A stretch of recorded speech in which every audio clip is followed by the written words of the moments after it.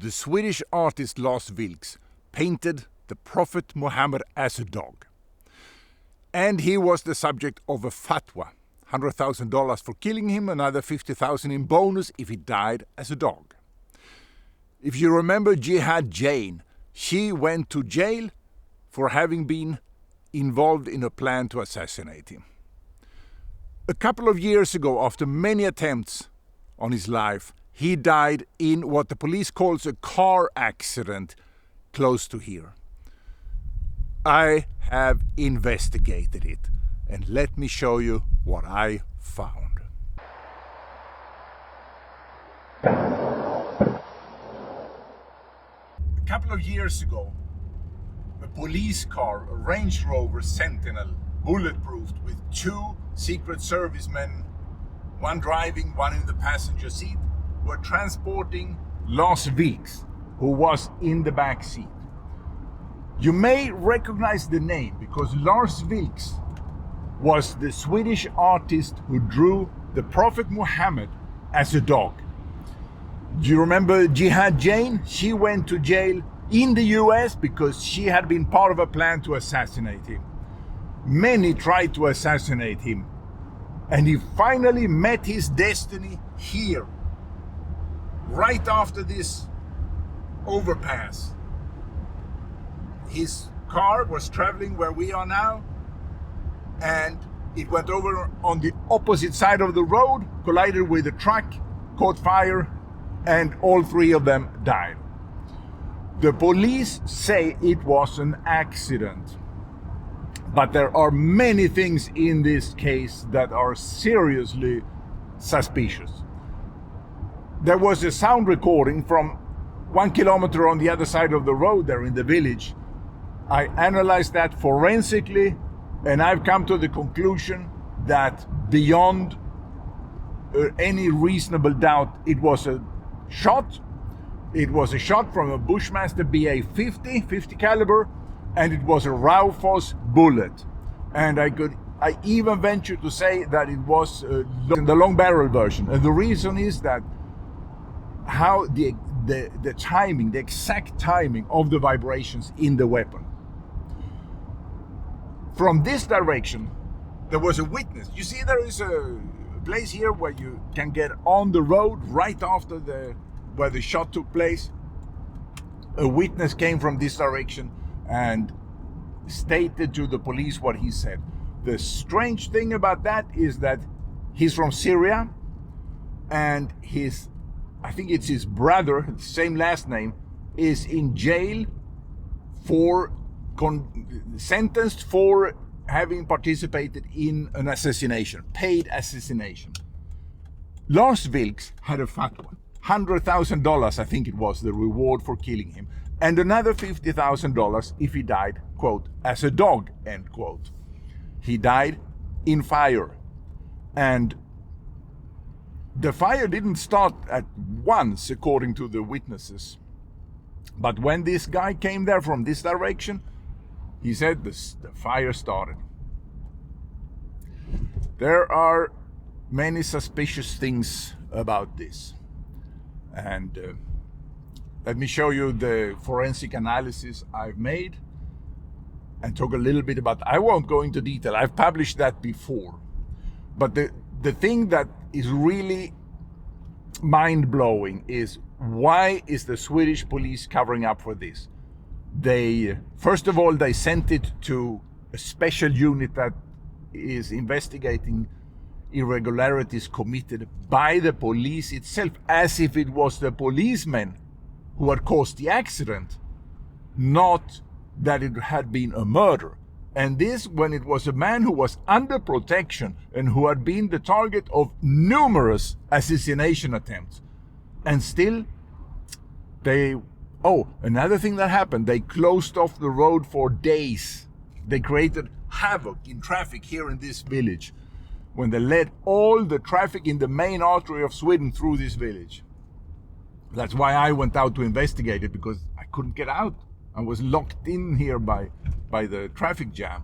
So I took my drone and I flew over it to take a look, and I realized immediately that the place where he where the so-called accident had happened, was an ideal spot for an assassination, for a sharpshooter. And I haven't been a sharpshooter, but I know something about it because I read the book, what's it called? The Ultimate Sniper. Yes, The Ultimate Sniper. So I've studied it. And after I published my findings in Swedish, a number of snipers, actual snipers with training, have come forward and told me that they would have chosen the exact same rifle, same ammunition, and same location for the assassination. I've looked up and down this road, and there is no better place within, I would say, I looked 100 kilometers in each direction, and I have not found a better place for an assassination than just here, just in that curve. They could have tried from both directions, and on the Saturday he was driving north, and on the Sunday they were driving back south. He was shot on the Sunday from behind. Maybe they tried when he was going north, and maybe they didn't have a free view. Maybe there was a car in front of them, who knows. And it was in the afternoon, sunny day in October, something like this. People here in the village heard the shot. It was a very loud bang. People here are used to hearing shots because hunting is a common, very common sport here. And everybody said that this was not a normal hunting rifle shot. My aunt was outside her house 5 kilometers away, and she heard it. And the normal rifle shot you won't hear 5 kilometers away. That's like 3 miles. So, and also we can comment on this village. A lot of Muslim immigrants from Syria came here during the war. And I'm talking about like 10-15% of the population. And in that group was included 2 brothers from Syria who previously had tried to assassinate him. And after he died, one of them moved away from here, the other one changed his name several times. There is a mosque in the neighbor village, same municipality. It's not marked in any way. I went to have my hair cut here from we passed it now. There is was a barber shop, and the man was from Syria, from outside Aleppo, he said. And when we were talking, he said, you can go to the mosque. I go to the mosque on Friday. Well, he doesn't go, he said, because he had to work on Fridays. It's a big day for clients. It's closed on Mondays. But he said, you can go. What do you do there? I said, well, we drink tea, we talk. Okay. So I went there Friday. And I was met by 2 men in the door who would not let me get a toe inside and were very suspicious and wondered, what are you doing here? Definitely something I was not supposed to see was taking place in that mosque. The imam of that mosque was a leader, a commander in the Syrian religious army, the jihad army that was fighting against Assad.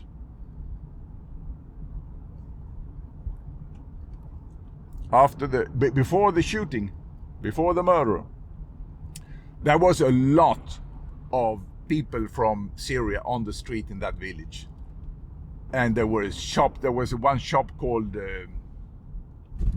what was it called now? Osama. Yeah, Osama lives his food. That, the sign went down after the shooting. All the shops closed. You never saw any people dressed in Middle Eastern Muslim clothes after that.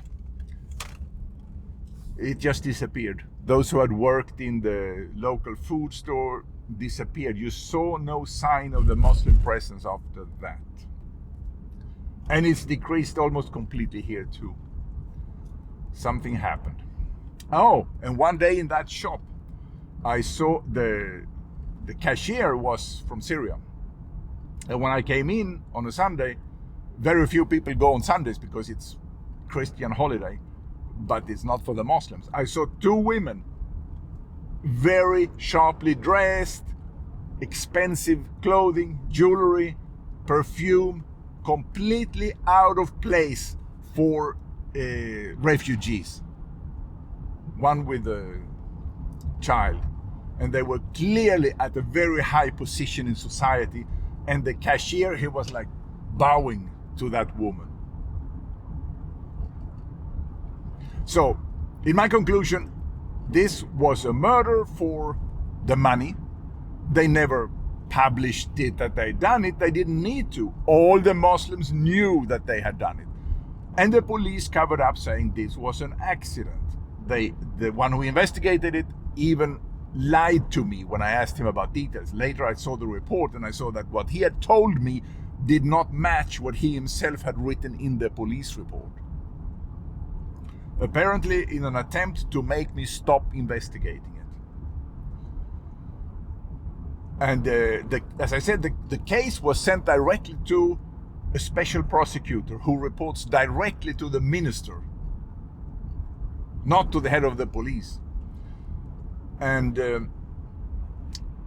I don't know if it's true, I read it, there is a website in Sweden called Flashback, which is like an old-fashioned 1990s style bulletin board, where people can publish a lot of things like without the kind of moderation you find on Facebook and other sites.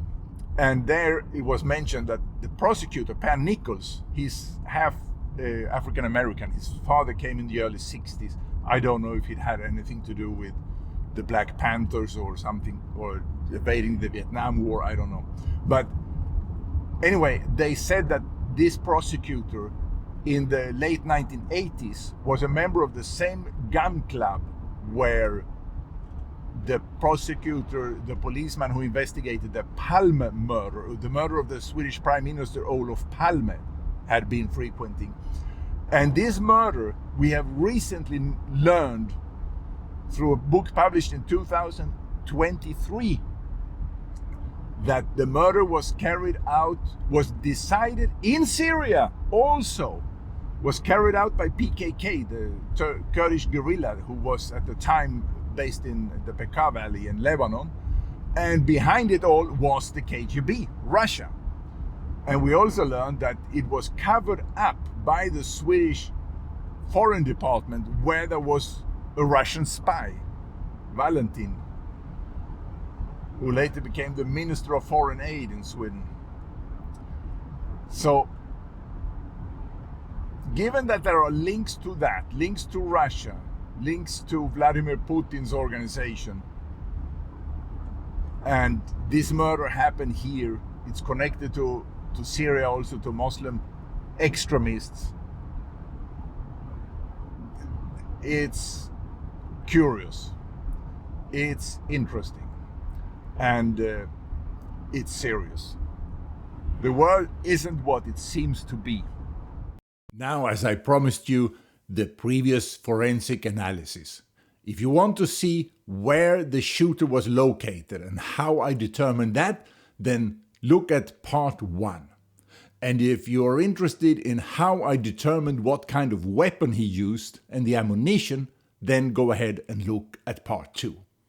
Also, don't forget to subscribe, to put on notifications, and give a thumbs up. Thank you so much for listening to this, and feel free to ask questions in the comments. I will do my best to answer. Thank you.